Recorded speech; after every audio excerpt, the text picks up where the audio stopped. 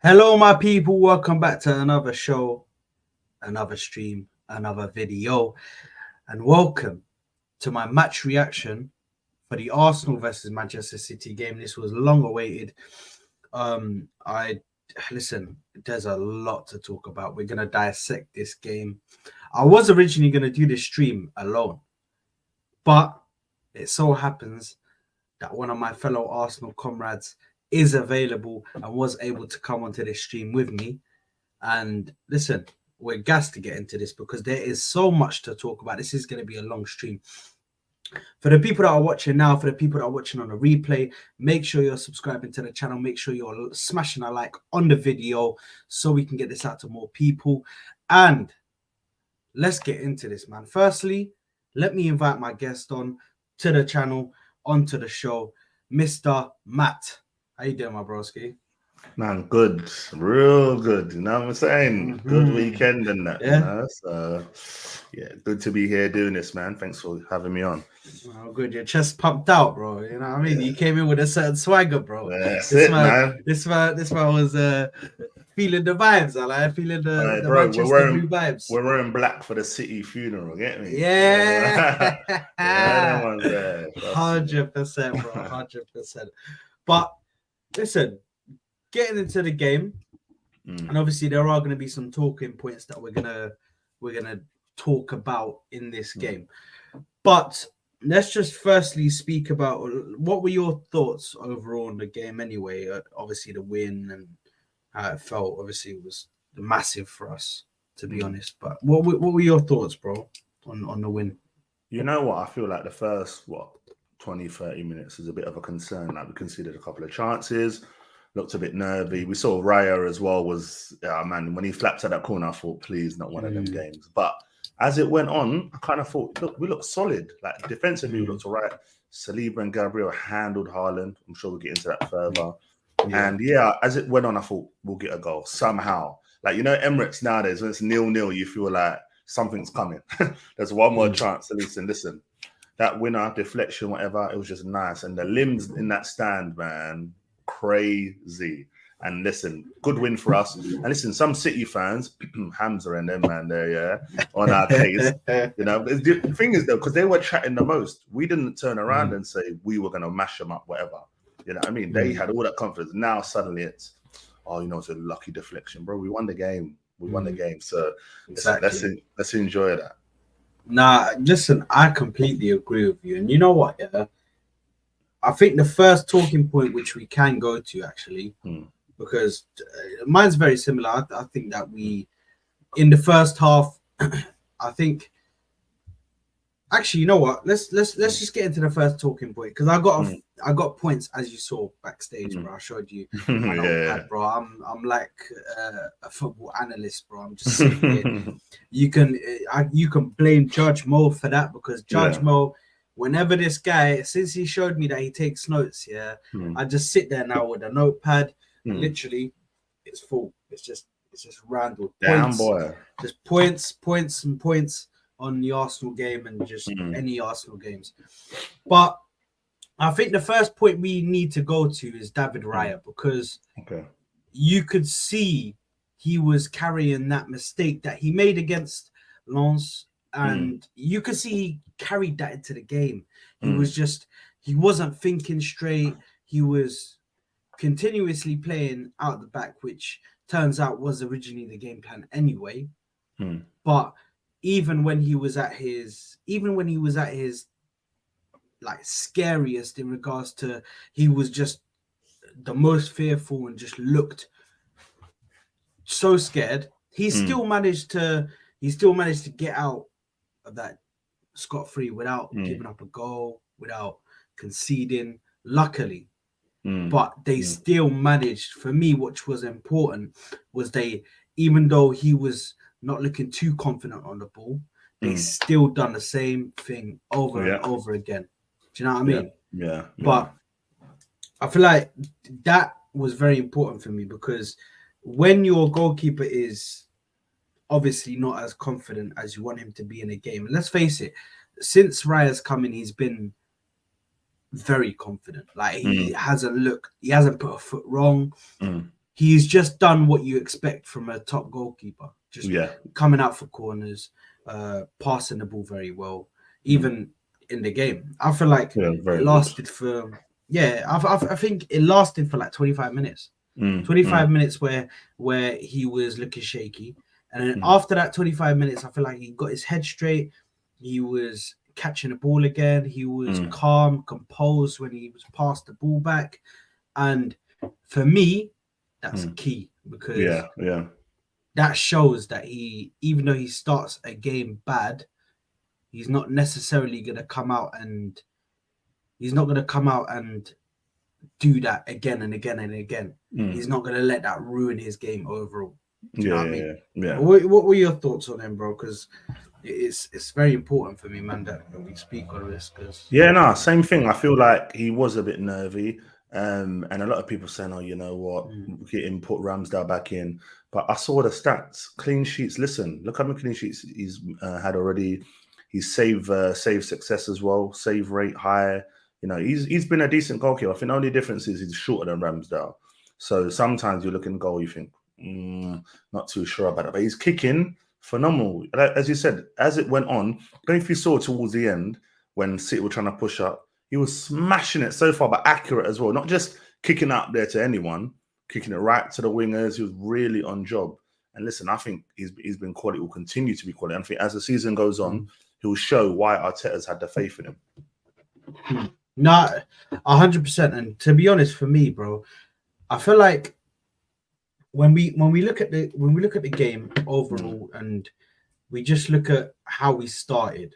I think one point I have to bring up is the coordination within the press. I feel like the players were very coordinated, and this is something that I've been asking for a minute. Like, yeah, it's fine if you press, but if there's one man pressing and then the other two are doing bugger all, like they're just watching him press, it just doesn't make sense. It's not effective. It's not effective.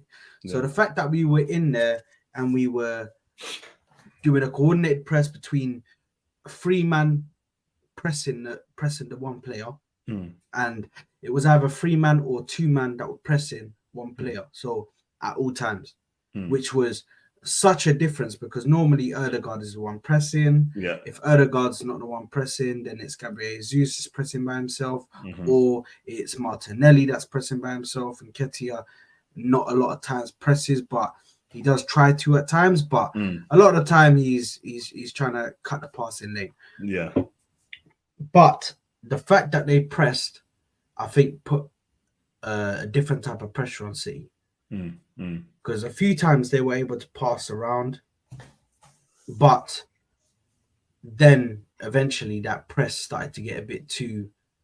It started to get a bit too, or cornered them in. It cornered them in at times. Even Gvardiol, a lot of times on that right side, got cornered in, and he got caught out a few times, especially by Gabriel Jesus, especially by. Let me just big up RH, big up Ozan, big up Issels, my broskies.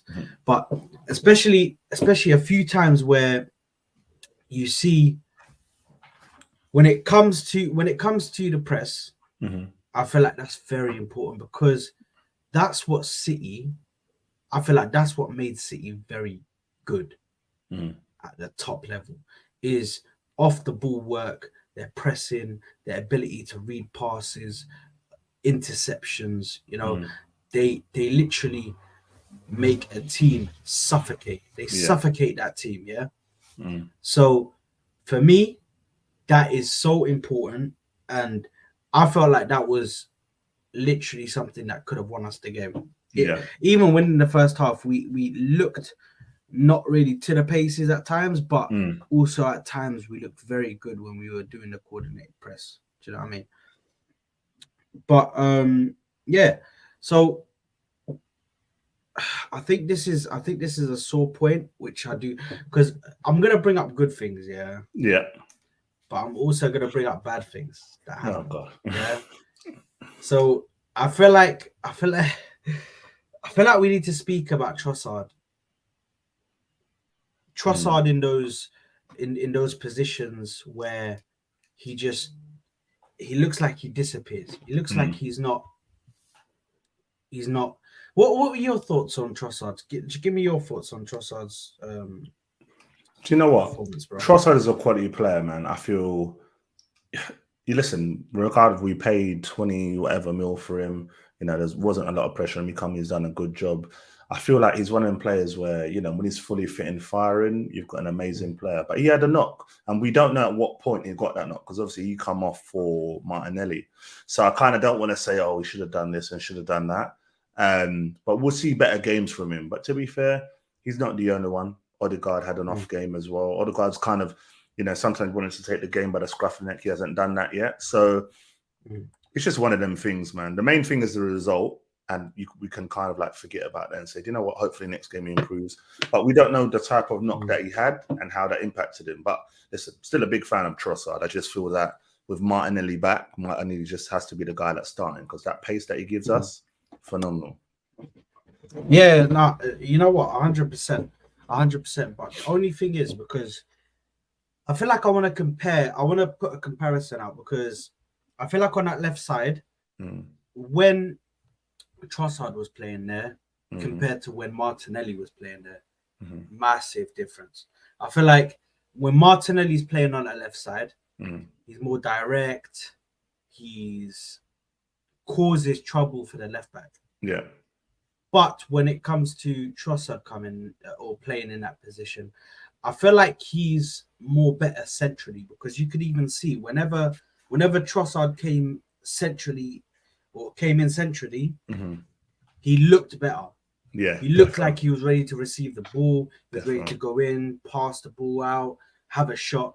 Do you know what I mean?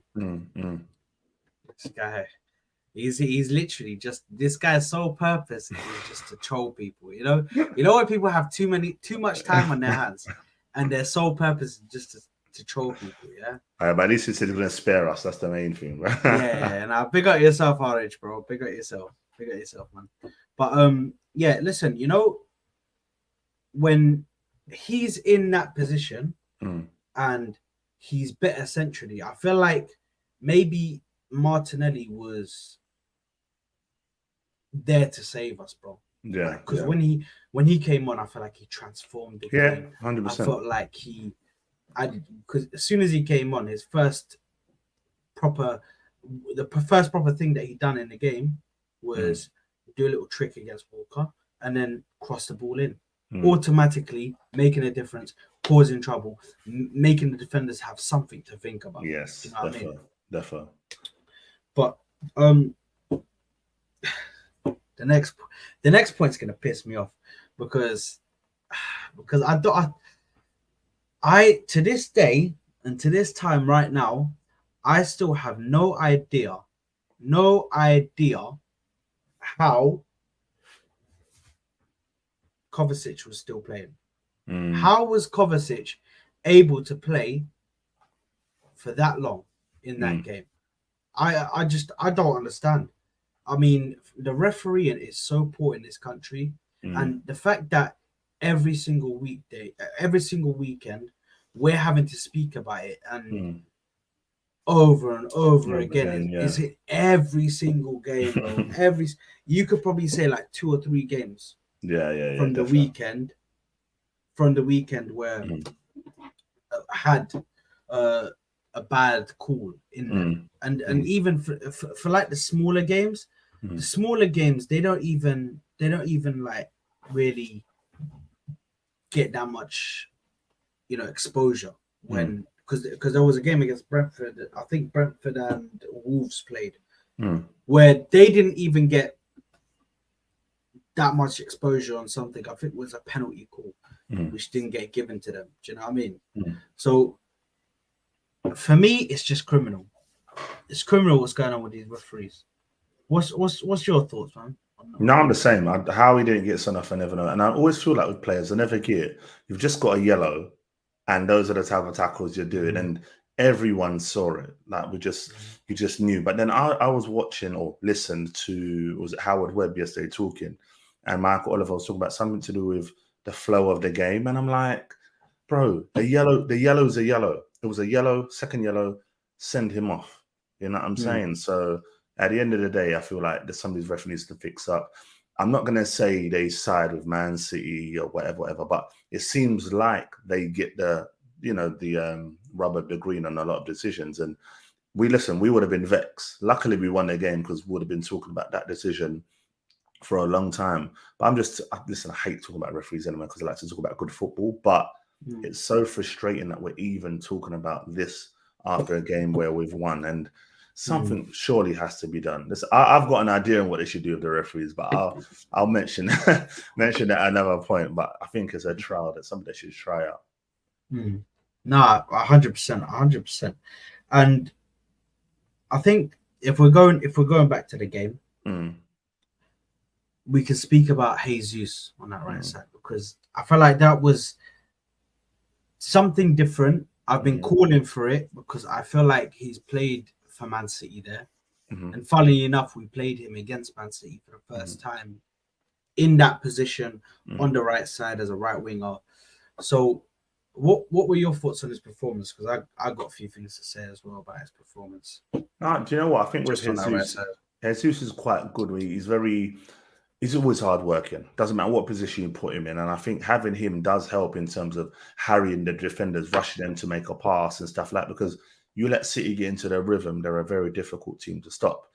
My only frustration with having Jesus on the right is that the striker that you have ahead of him is not really going to do anything. So it's like Jesus on the right would be perfect for someone if you had like an Ivan Toney up top or an Osimhen. I know I'm thinking ahead with Osimhen and stuff like that, but you kind of see a lot more from him. But with someone like Eddie up top, you look at Jesus on the right, you feel like, cool, he's doing that, but who's getting our goals? Like, even though Jesus doesn't score, you start to worry and think we need more than that. But Jesus did it at City, as you said. I think Brazil, he's done it a few times. He puts in a shift, and I think he is a good trigger for a lot of players in terms of when he's hassling and running. He's a good starter and trigger for a press. So when he goes and presses, the people behind him, they go it as well. And I feel like that's why we need him, Martinelli and Saka together, because they complement each other so well. I just feel like Eddie in front of them, it just doesn't help, man. You can imagine me and Jesus, you're running, blocking down a ball. You're like, oh, God, free ball to Eddie. And Eddie does what he does, misses. Yeah. So, yeah, no, listen, I think it's very important that we have him fit. And with Jesus, we don't lose many games, whatever position we put him in. So, yeah, he's a very important player to us, man. Nah, you know what? And I feel like with Jesus on our right side, firstly, I feel like he was getting a lot of space. And his pressing on that right side was unbelievable. Amazing. Yeah. But I feel like on a few occasions, and this is something that I have to critique, on a few occasions, I think more than once, I think it was 2 occasions where he could have easily passed. He could have passed to a player in the middle, and that greediness within him as a forward, as a striker, just got in front of him. And I think it really made us miss chances, because again and again and again, we're having to speak about the same damn thing. And I feel like I keep on speaking about the same thing over and over and over again when it comes to Arsenal. Why can't we finish our chances? Like, we make chances, we can never finish them. We can never finish them.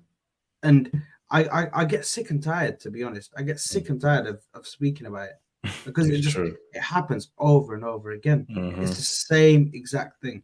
Like, you could literally take you could take one of my or not watch alongs, but one of my match reactions, and you could take just the part of me saying that we were missing our chances, and you could just put that for the next 10 games. I feel like I'll be correct. Yeah, that's true.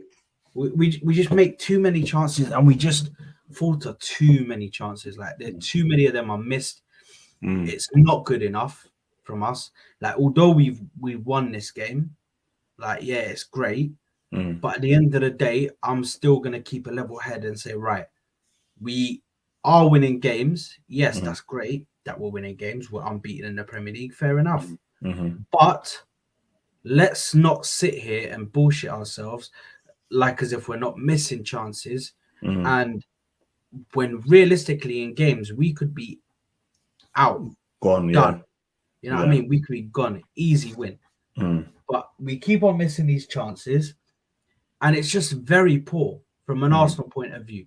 Do you know what I mean? Yeah, yeah. Because although I'm happy that we're getting goals and that, but still, you have to take those chances because at the end of the day, let's face it, if you're in a game where there's only one or two chances in the game, and it's like Mm.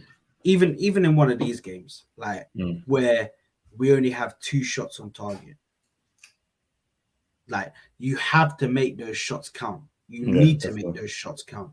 If you don't Mm. make those shots count, then you don't win the game. In some Mm. games, like where it's tactically the manager against manager and it's tactics versus tactics, like you have to take your chances when you Mm. get them. It's the one thing about big teams. Mm. It's When true. Liverpool, yeah, exactly. When Liverpool were at their greatest, Mm. when City are at their greatest, they were taking their chances. Mm. They were not Clinical. faltering. Exactly, they were Very very clinical. clinical. Yeah. So I feel like we have to take pointers from that and be clinical also. Mm. But there's good things. There's good things to definitely speak about in this game Mm. anyway. But let's get some positives, i.e., Saliba and Gabriel, who Mm. I'll tell you right now, I personally think Mm. Saliba and Gabriel are the best partnership in Europe. I think at the moment the best centre back partnership in Europe. I said that they were the best centre back partnership in Europe. I got dirty looks. I got this. I got that. People saying I'm deluded. People saying I'm crazy. Mm. But I want to ask a question to you and to the people watching.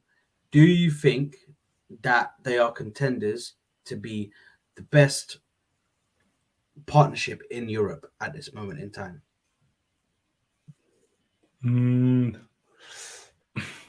Probably, but Mm. I don't want people writing off obviously City centre back partnership. I think when Stones and Diaz are together, I think they're unbelievable. I think maybe on current form, Saliba and Gabriel, but listen, I think we just got to talk about Saliba himself. Like I know as a player they're good.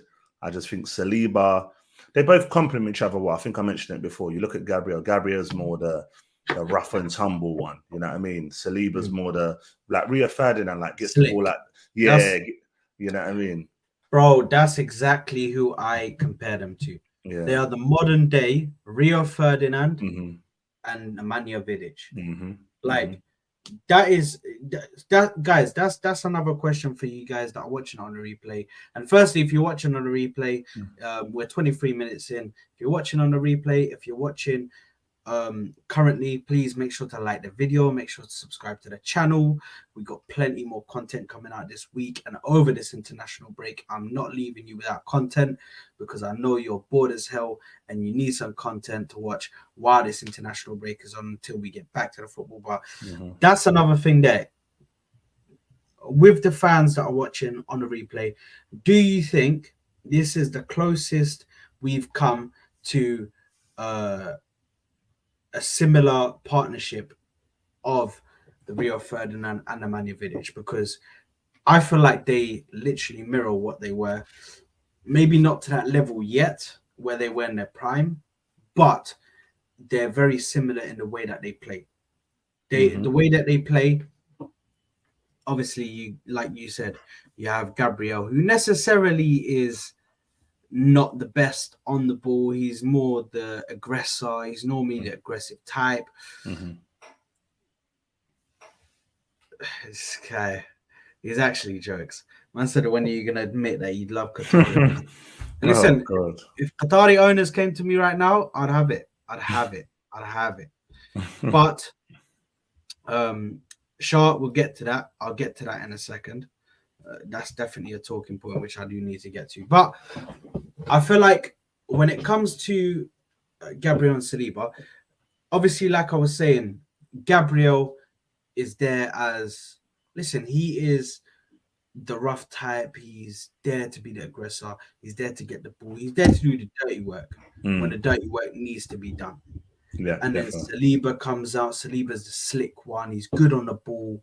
He's able to push the ball forward. He's good with his passing. Do you know what I mean? Mm. So I feel like with that, that is probably the closest we're gonna get Yeah. to a that's the closest we're gonna get to a Rio Ferdinand and Nemanja Vidic comparison Mm. is William Saliba and Gabriel, just because of like people always say, oh, you know what, they're not that Gabriel's not that good. I feel like he's the bozo. I've heard that one as well. Bozo coming out against Gabriel, which is far from the truth. Mm. Absolutely far from the truth, because we've seen him Mm. run games himself. Yeah, Like, yeah. I've seen Gabriel run games himself, be the Mm. best player on the pitch. So there's no way I can be calling the same guy that runs games at times a bozo. Just it doesn't make sense in my head. You know what I mean? Mm. I think with him though, I feel he's not. I think I mentioned and called him that once, but I can't remember what game. Oh, I think it was the Fulham game last season when he pissed him off and he's slipped and all of that.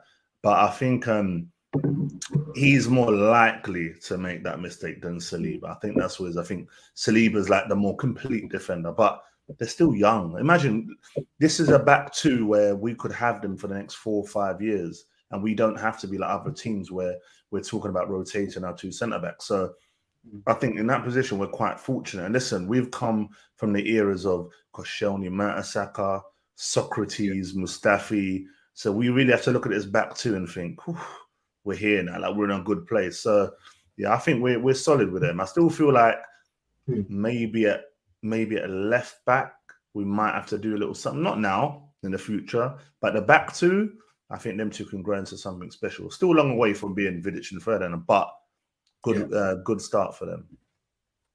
And 100%. And you know what? I think this question here, because I want to come to Shah's question now. But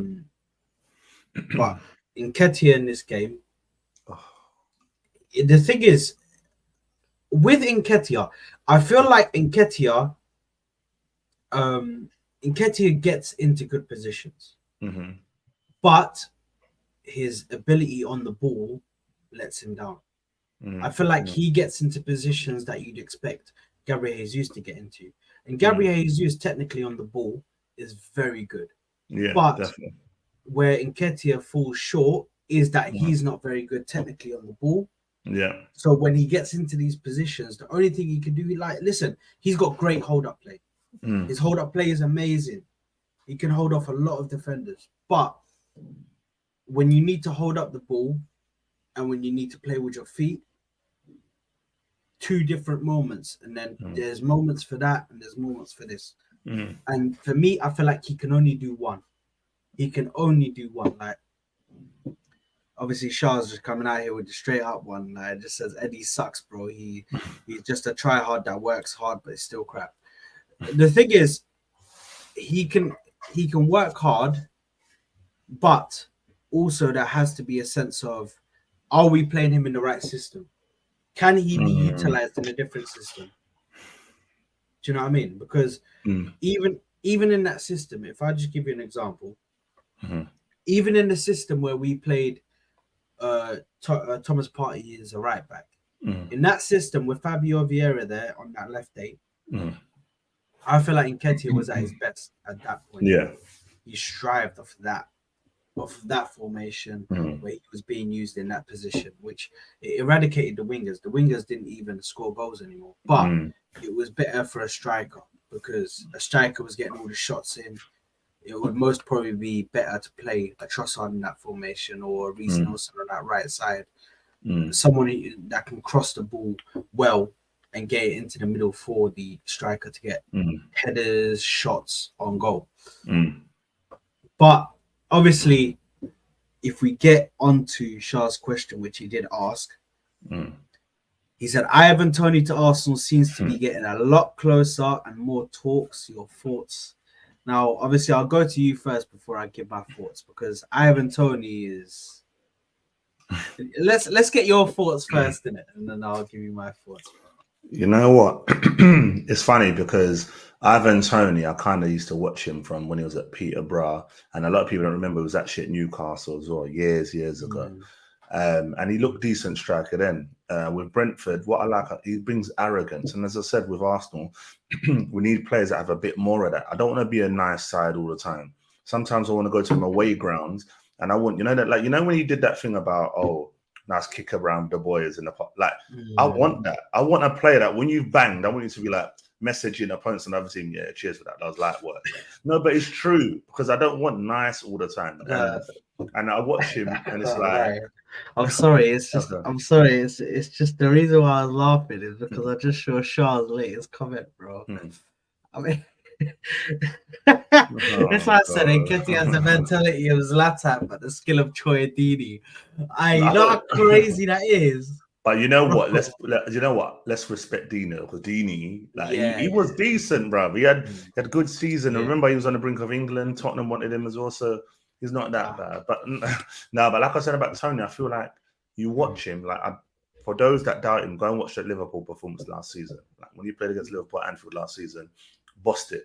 He was holding off Van Dijk. Man was doing back heels, creating chances. And what I love about him, he's like that Harry Kane mold where he's a good finisher. And if he wants to, he'll drop deep and he will start assisting whoever's on the wings and stuff like that. And I feel like if you add him, I already said, if you add him to our front two, or to our front three, should I say, in Jan, and we're near the top, bruv, we're going to win it. I said it already. I'm one of the mad ones. I said, beat City, we win the league. And boy, here we are. Add a striker, maybe a Neto as well. And I think that's it. That's when you get rid of Eddie. I think that's the perfect opportunity to get rid of Eddie now, if you get Ivan Toney. But you know what? Yeah. You know what? For me, when you say I'm one of the crazy, you're one of the crazy ones. If you're crazy, I'm clinically insane. Like, it's not even a joke. I should be in hospitals right now with a white overalls, bro. Because for me, and this is I had an argument on Spaces for hours. Yeah. I would take Ivan Toney over Osimhen.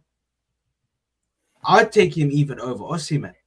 I would take him over Osimhen, and the reason why, let me just explain, because I know you're about to go off on one. So let me just explain the reason why I would take Ivan Toney over Osimhen.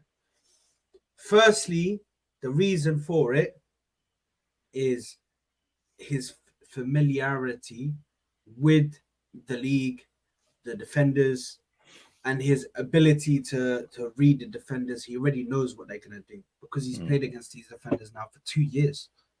Do you know what I mean? So he's already used to the physicality, to the pressing of the game, and he's thrived in that Brentford team.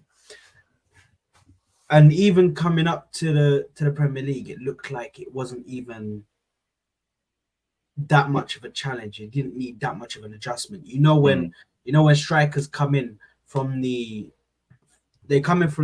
Championship, there's a certain time where they have to adjust to the league. It didn't even look like he needed an adjustment. So that tells me that he can adjust to life very quickly. He's very good at adjusting to his habitat very quickly. So that tells me that normally when a player moves from a small team to a big club, it takes time for them to get used to playing at a big club. Now, obviously, Osimhen's already playing at a decent club. I wouldn't say a massive club, but a decent club.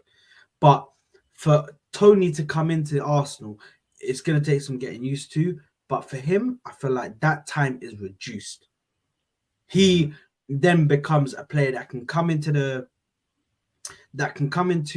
the setup. He already knows the defenders, like I said. His ability to shoot and just be a poacher in the back in the box is amazing. I think it's second to none. Give you that. I think it's second to none. His heading ability, amazing. In the air, is very dominant. And I feel like even though, for me, he's similar to a Kane in regards to he doesn't necessarily have pace. So he is a player who's had to learn how to utilize his skills without using an abundance of pace. Do you know what I mean? Yeah, So that's fair. for me, I feel like that's a player that can be more clever on the ball. He'll know, okay, so I'm here and I've just received the ball. Now I know I can't get past him and go on a mad sprint because I'm not fast enough. So let me look around. Let me have a look at the players that are around me. Can I pass to someone? Is someone else making a run? And his ability to see other players that are making attacking runs is what I think separates him from Osimhen. Because yeah, we can say the same thing that I said about Tony. We can say the same thing about Osimhen. He's good in the air. He's he's a poacher in the box. He's also good at taking shots from long range. Yeah, yeah. But and on physicality, I think he's good as well. They're very similar in physicality. I think Osimhen might possibly even be better. But for me, I think what separates him is the fact that Tony is able to. We saw what he done with Mbeumo and Wissa last season, where he Yeah. was just assists. Bossing it, yeah, So bossing. he's not only putting an output in regards to goals, but he's also putting an output in regards to assists. And for me, I feel like that's what really separates him from Osimhen. But I know you want to grill me, so you can go ahead, bro. No, I'm not going to grill you because I hear your points and I think Tony's very good. But you know what the difference is, Sad? I think I hear the familiarity of the league, but sometimes, bro, up front, you want a killer. You want a killer up top. And, you know, I'm not saying he's Haaland level, but you look what Haaland, the difference he made to City in terms of when he first come, through ball, bang, goal. I honestly believe that's what Osimhen will do. You need to remember as well, Osimhen's played in, you know, Champions League, played in Serie A, where the defenses are a bit more, you know, tactical with it and stuff like that. Scored an obscene amount of goals, helped them, you know, get their first title in a long time, along with that guy, the long name that begins with K. I can't remember his name. But he's been phenomenal. And I honestly believe if he joined Arsenal, suddenly you don't go just Premier League, you've got a chance to win it. You go Premier League and Champions League. I think Ivan Toney, for me, you suddenly look and go, okay, can take you to the Premier League. But if you want to do the doubles, Premier League, Champions League, that's when I think you need someone like an Osimhen. Listen, go back and look at some of the goals he scored last season. Some of the goals he was made creating chances himself and just finishing them like crazy. So I think he's a level above Tony for me. If in the ranking, I'd probably say Osimhen would be the first target as a striker I would prefer. Then I'd say maybe like a Ferguson. You know, I love Ferguson anyway. Something like a Ferguson, that age group, and then a Tony. But listen, Tony, add him to the team, he'll be phenomenal. I hear it.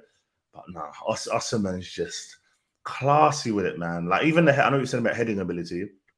I saw goals by Osimhen with headers where it's like, how high was that guy jumping? The volleying, left foot, right foot. And he would, honestly, he takes Arsenal to a stage where it's like, I'm going at the beginning of the season, we're winning it. Like straight away, like, even before a ball has been kicked. And I know what you're saying about a striker dropping off, but sometimes you just want a striker that stays up there. Haaland last season wasn't dropping off. Haaland last season, your job is to score goals. You've got Martinelli and Saka bombing down them sides, cutting in for you. You put Osimhen up top, suddenly people are going, like, which way do I go? Osimhen can run in behind me. Because you want you to remember with Tony, it might be strong, but you don't have blistering pace. Yeah.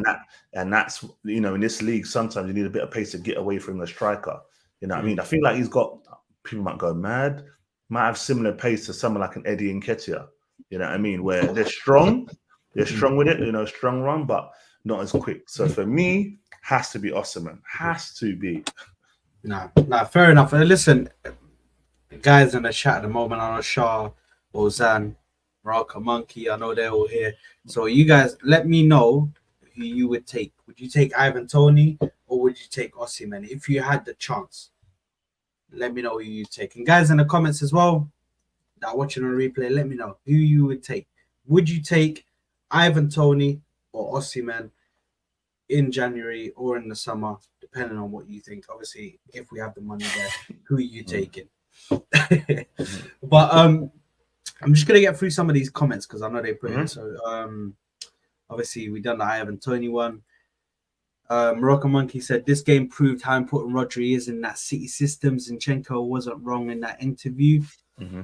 Listen, he's very important to their system. I feel like he's so important to their system.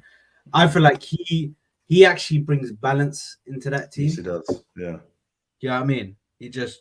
He helps them in the defense when you need to help in the defense, but he also helps them in the attack when you need help. Like there's countless amounts of times where he's come in for a last minute goal or he scored a goal at an important time. He scored in the bloody FA Champions League final Yeah, when sure. nobody else could get a goal. He's the Mm-hmm. one who scored, bro. Like it's crazy. But let me just get into this one. So the biggest mistake City did was selling ex-City players to Arsenal. I don't think they was expecting to be. They was expecting us to be title contenders, or they was expecting to be contenders for the title. I I feel don't like agree that's with that. massive. I You no agree no. with I feel like that. Yeah, I feel like that's a massive that? thing. They weren't. They literally weren't expecting us to be contenders. They weren't. But is he saying They were, that for last season or this season? Because I think last season, cool, maybe. I think for this season, it's a different story. no. I think he's talking about when they sold us Jesus and Zinchenko.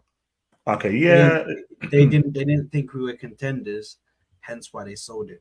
And apparently, after they had discussions within the club, excuse me, after they had discussions within the club, apparently they have like a rule where they're not selling to Arsenal anymore because we're rivals in the league title race. Mm, yeah, do you know what? With that, I think last season, yes, but then they were proved kind of right by winning the league. You know, had we have won it, we could have said we had a stronger case to say, do you know what? Look what's happened. I think this season, the biggest thing is you've sold two players that were big contributors to your goals last season. Letting Gundo and Mahrez go for me is a madness. Like you look what Gundo comes clutch all the time towards the end of the season, like he did last season and one before that. Mahrez contributes a lot of goals, loads of assists. So I think they shouldn't have lost both of them. I think imagine now, let's as an example, Rodri missed the Arsenal game, but you put Gundo in that midfield. They don't really Yeah, get too much no weaker. difference. Exactly, don't get too much weaker. You look at who was playing for them, Foden and Alvarez. They did, and Haaland had the three in silver. Imagine you put Mahrez out there up against Zinchenko. Different story again. So I think this season is slightly different. I feel like that's why they're struggling a bit. And we know Pep, so excuse me, Pep likes a small squad. Every other team's got this 28, 29, 30 players, whatever. Pep likes his 23, 24. But listen, a couple of injuries for them, like now, they're done. We're not all say No, done, but they're in a tough position, should I say. it gets sticky. It gets sticky Yeah. for them. Mm-hmm. I got Shaw here saying, "Win the fogging dog to score the winner at Stamford Bridge, man." Oh my god, the amount of times that I get told about this damn dog, man. It's crazy. And the win thing the is, dog. Shaw's an Arsenal fan. You know what I mean? He's a Trossard stan. So I know already, like, he loves Win the Dog, bro. This guy's always mentioning Win the Dog. It's crazy. If you guys lose to Chelsea, it will be the biggest L. No, it Listen, won't. I don't think I could show. No, but if we lose to Chelsea, I don't think I could show my face on anything. The amount of shit I've spoken about them, like that's just from a personal point of view in it. But I can understand what you're saying. It's not a big. But even with that one there, you have every right to say because Chelsea were performing badly. End of story. All right, they've picked up, and let's not lose sight of the fact that we're going away to Stamford Bridge. It's not the easiest place, regardless of Chelsea. Liverpool drew there with them. You know what I mean? So it's not easy. Yes, we won 1-0 last season, but I'm not expecting us to go there and absolutely demolish them. They'll put up a fight. Listen, they'll have Reece James back. Carney will be back fit. And they still have quality players. Sterling's picking up now. You know what I mean? The only thing I'm thinking is the international break might have come at the right time to kind of like stem the flow of their confidence. You know what I mean? Which is why I said it's important to win before you go into the international break. But it's going to be a tough game, bruv. I'm not expecting it to be easy at all. No, 100%, 100%. And then Shaw also said, "Nice kickabout with the lads." Tweet after we embarrass City at the Etihad, we will be there no matter what. Bro, if that happens, if there's any way that we get Ivan Toney in January, yeah, and then he scores a mad goal against City in the Etihad, yeah, and then we actually win the game, and we embarrass them, and then he puts out a tweet, "Nice kickabout with the lads." Bro, I think I don't know what I'll do. I actually don't know what I'm gonna do. Like Shah is Mm. actually putting out my dreams. This is stuff that I have dreams about at night. You know, I actually sit there and I dream, and I'm like, all right, can this actually happen? Can this actually happen? It can, definitely. Possibly. She also said we need more self confidence and cocky players like Ben White, Ivan Tony, Declan Rice in our squad. 100%. I Mhm. think that makes a massive difference. Mhm. Massive difference for how you approach a game. Yeah, Like those players, they will often perform better yeah, definitely. because they know they're coming to that game. They want to kill it. It's, Hmm. I always whenever I speak about cocky players and how important they are to a team, I always think back to Eric Cantona because Mm. very cocky, arrogant. He's French anyway, so you Yeah, know they're arrogant in general. And yeah. he's arrogant. His arrogance really comes out on the football pitch. He thinks he's hot shit. He's the best one on that pitch. Do you know what I mean? Mm. Yeah, So yeah, that will always come out on the football pitch. It will yeah. always be there. Always be there.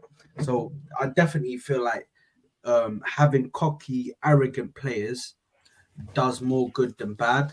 But approaching a game as a team and thinking you've won it already can also sometimes hurt you. But Yeah. I think having the one, two, or three arrogant players in that squad Mm. while the rest are composed can only bring you success. Yeah, and you need, Rather what it is than as well. You need players that, sometimes you go on a pitch and you have like a Haaland when City were in top form. You have that player where you're like, "Bro, we can be 1-0 down. We're still going to come back and win the game."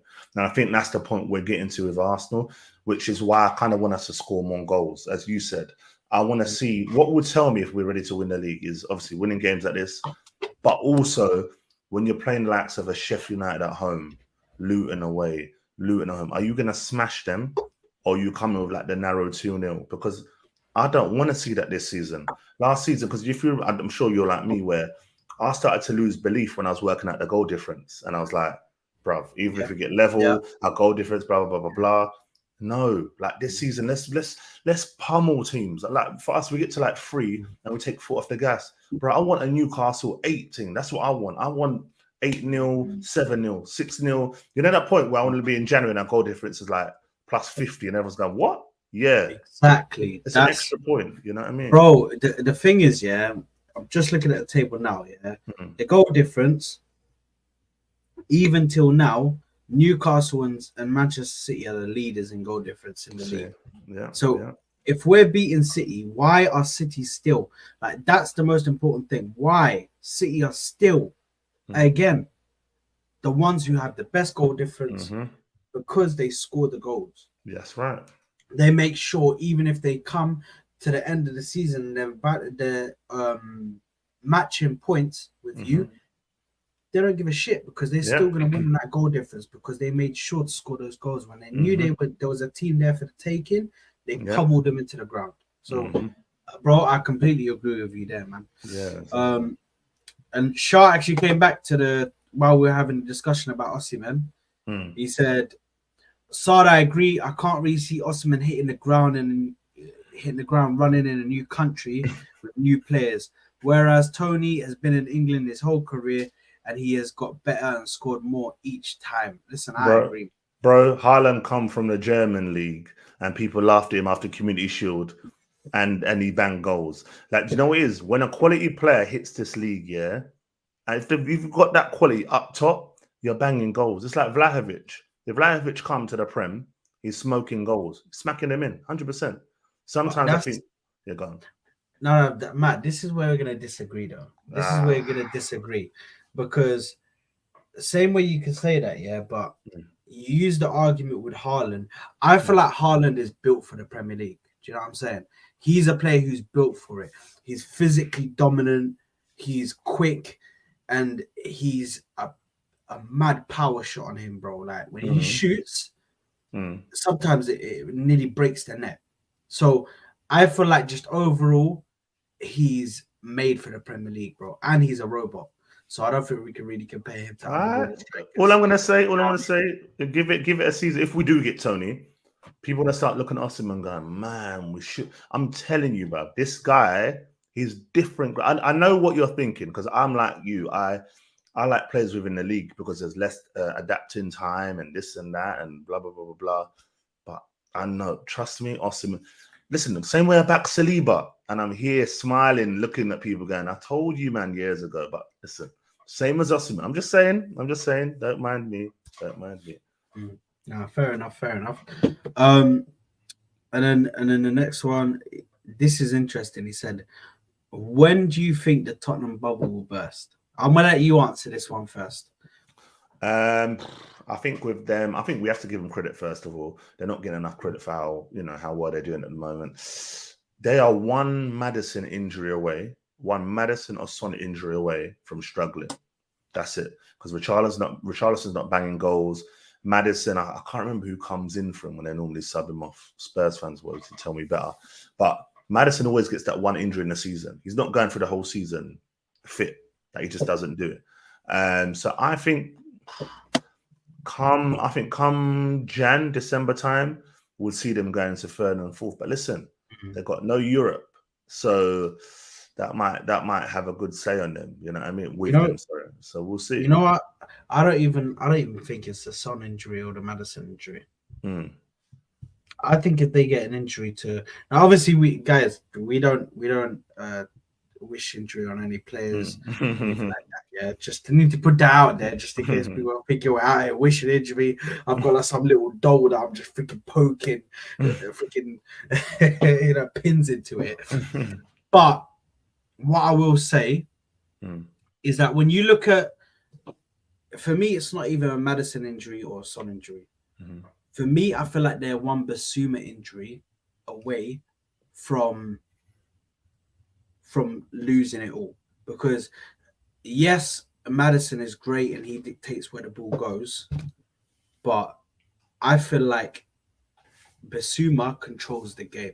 There's a difference between dictating where the ball goes and controlling the game as a whole. Yeah.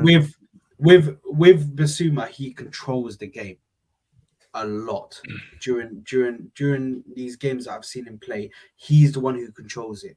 He's the one who has the control. So I hear that. You can disagree if you want, bro. No.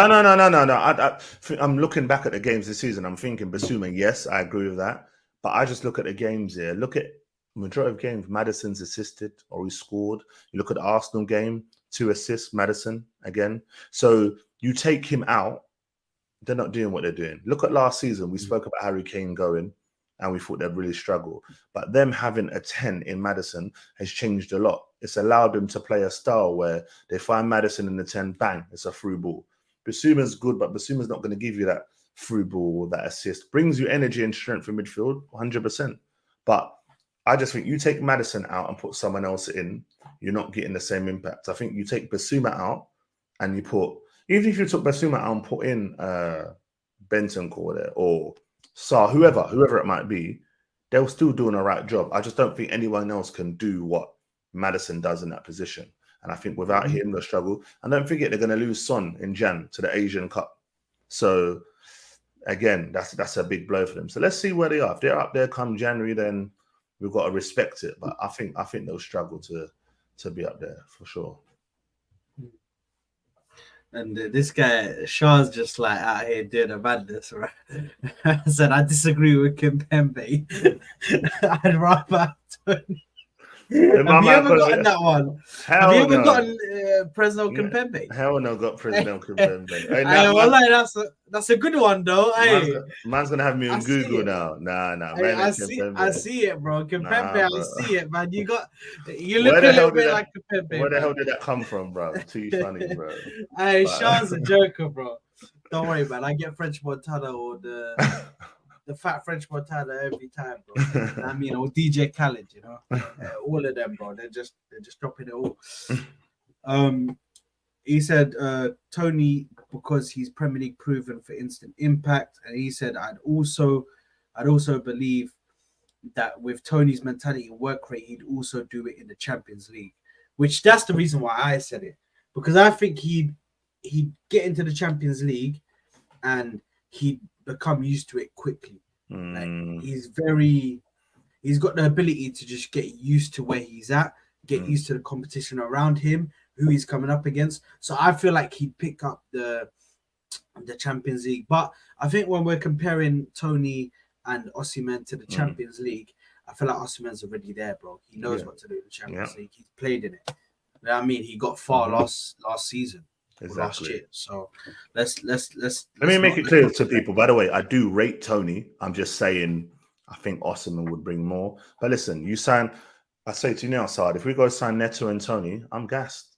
You know what I mean? You sign Neto and Tony in Jan, we're going for it, mate. We're winning it 100%. God. Yeah, exactly. Oh my God. If we sign him, bro, if we sign Neto and Tony, bro, we better win this league. You see what I'm saying? We better win this league. But yeah, this Ozan came back and said Victor's 2 years younger than Tony, more prime years ahead, which I can agree. But obviously, with Tony, you have to understand he looks like when I come back to saying he reminds me of a Tony, he reminds me of a Kane. Is that even when he doesn't have his pace, he will work on his just his ability to read the game. Yeah. You know what I mean? So he will add things to his game. Like he work more on his passing and just being able to his IQ on the pitch. Yeah. It'll be much better. So but listen, that's a whole thing. Like I think we can literally, you know what? I will do that at some point this week. I'm gonna come back. We're gonna do just a full video, of just naming strikers and players that we could bring in January, because that's a whole thing that we could just get into and just speak for like a solid hour and a half straight. But listen, getting back into the game, because I do want to speak about the subs when they came on, because when the subs came on for me, they were, each one of them was responsible for that goal. When I went back to watch it, each one of them had something to do with that goal. Whether it be Tomiyasu to header it to Havertz, whether it be Partey to pass the original ball over to Tomiyasu, and then him to head it to Havertz to do the little pass over to Martinelli for Martinelli to score. That's all four substitutes there. Yeah, involved. Yeah. Do you know what I mean? So the fact that all four substitutes for me were involved, it just shows that Mikel Arteta was saving the substitutions. Yeah. He was saving them because he knows when I bring on Martinelli, obviously he brought him on at half time. So I don't think that one was really there, but he brought on Partey. He knows that the midfield is going to be tired. He knows that these players are not going to have it. And he brought on Tomiyasu, listen, that guy is getting used to that left back position. And I feel like he could take out a certain guy in that left back position. He's amazing, you know. What I love about Tomiyasu is that I feel so confident when he's in the team. I don't think he gets beaten much. You know, most of the time when he has a bad game, it's him doing like a silly back pass or something like that. But you saw, I don't know if you saw the clip when he did headed it onto Havertz. I think Arteta told him push on. I think you saw it when he said push on, headed it back, and he's quality, man. I doubted him at the beginning, but boy, doubts are gone, defo. I feel like that's because of his injury record. Yeah. I think that plays a massive part to it, because we'll call him out because he gets injured consistently. And it's just when you're at the top level or when you're in the Premier League, you want players who can stay fit for as long as possible. Do you know what I mean? But just rounding off the game, listen, I think from both teams,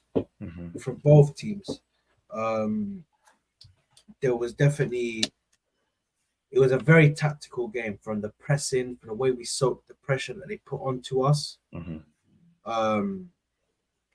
to us, obviously, individual players getting like, even for me, like I said, Odegaard getting used to Jesus on that right wing Yeah. was just something that you saw in that game.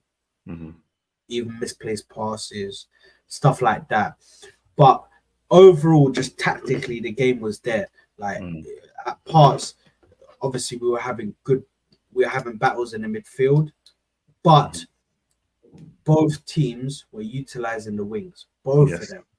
So Mm-hmm. we were utilizing the wings as well as City utilizing that wing. They couldn't get nothing in the middle, Mm. nothing. Like anything that they done through the middle was Dealt eradicated with. by the Yeah, dealt with. Yeah. defenders or the midfielders. So I think tactically from Arteta, he played very well. You could see, because actually, you know what? That's a question. What was your reaction to the starting lineup? I was a bit concerned with Zinchenko at left back. I can't lie. I wanted to start Tomiyasu. So But then you know what? It kind of worked out. It worked out kind of well. I was a bit concerned they were going to do Havertz in that midfield, and I was thinking, please don't do that. Eddie up top kind of disappointed me because I did want to see Jesus up top, but I guess with the Saka injury, he had Eddie had to start up top, Jesus no wing. So other than that, I was kind of alright, and I just want all I wanted as well. Actually, tell a lie, Thomas Partey I wanted to see in, but again, we weren't sure with their fitness, so it kind of worked out in the end. I was trying to deep and think how would it worked out if we started Tomiyasu Partey, and all these other guys. But I think in the end, everyone worked hard, and I think that team we put at the beginning really put on a shift. And I think the ones that come on just brought an extra energy, whereas City couldn't go on and bring someone that brought that same energy that we had. So all in all, I think it was a great decision. Listen, that's why we're not managers, isn't it? Like we're just there to just say, "Oh, I don't like this team. We should do that." But yeah, at the end of the day, it was a decent team. I doubted at the beginning, but no, they did their bit. yeah, no, I listen. I completely agree, man. Because at the end of the day, there's managers that will put their tactics out there, Mm, mm, but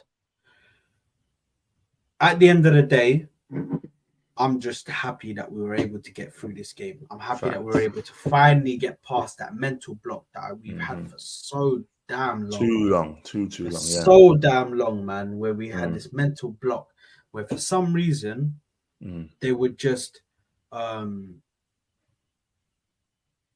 yeah, they would just like sit there and mm, win against us. Even when we were playing good and they weren't necessarily playing as good as they normally do, mm. they still managed to get the win. Still. So for us to get the win, listen, I'm gassed. I'm happy. Hmm. I'm over the moon, to be honest. Do you know what is here though? Don't you find with Arsenal, a lot of them big games, it's all here. It's not even Mm, that they don't have the quality. So now mm, that's what I'm saying. By the little tweaks, you're bringing in a Declan Rice. I know people say he's come from West Ham, but he's got the experience of winning a trophy with West mm. Ham, done it with England. So he brings a different mentality. And you can see it, man. Like there's times we'll make, I don't know if you saw, even Odegaard, we're making tackles and he's all doing this to the crowd and everything. And, we're getting there. Well, listen, we're at phase 4, man. We're simmering. We're nearly there. We're nearly there. He's made for those type of games, though, Declan Yeah, Rice. big time, He's big time. made for those big games. I feel like that's why Mm, we brought him in, because he yeah, adds a sense of physicality to the game in the way yes. we play it. Do you know what I Hmm. mean? So Yes. I'm listen, I'm so glad we have Declan Rice, to be Hmm. honest. Hmm. Declan Rice is, oh man, oh my god, oh my god. Here we go. Look at this.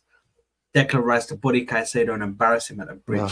We will be there no matter what. We Listen, will be there. I'm not saying nothing to that. I'm gonna, We will me, I be. always bring the vibe and I had. I can't do it Yeah, yet. Can't yeah. do Don't worry, man. For our Chelsea preview, man, I'll have you it. there, and Yeah. then we'll see where the hype is and where the vibes are. Don't worry, man. It's gonna be an interesting preview to that game, bro, because that game's gonna be Oh, crazy. defo, defo. But anyway, listen, guys, we're going on for an hour and 5 minutes. Probably end it off here. But listen, guys, in the chat, make sure to like the video. People watching on the playback, make sure you're liking, make sure you're subscribing to the channel. Mm. Um, definitely trying to grow this. The road to 1,000 subscribers, it's there. We're trying to reach. Yeah, I'm at 480 something. I think I'm on 480. I'm just gonna double check. 480. I don't even know where I got 480 from. I'm on 438. So let's try. I want to try and get to 1K hopefully by the end of the year. But listen, thank you very much for joining me, Matt. No worries, man. His link to his channel will be in the description, so I will put in the description to go subscribe to his channel. And here you go. So we both get done here. So Oh, nice. man said, bro, this is another one. Why do I always get Andy Ruiz? Why? Hey. The thing is, it's crazy, bro. Because why am I getting Andy Ruiz? It's just because he's chubby. I'm telling you, it's just because he's a bit fat, bro. Hey, why? That's crazy. I big up Shadow. I big up Shadow, man. W Street, man. I big up yourself, man. But I don't know why I always get this, man. I always get this. But no, listen. His details will be down below. You can definitely go and subscribe to him. DWTT coming in for the stream. We're literally about to end, bro. Definitely subscribe and like the video, bro. But listen, thank you very much for tuning in with me. Thank you very much, guys, for tuning in with us, and we will see you on the next stream. See you later. Yes, people.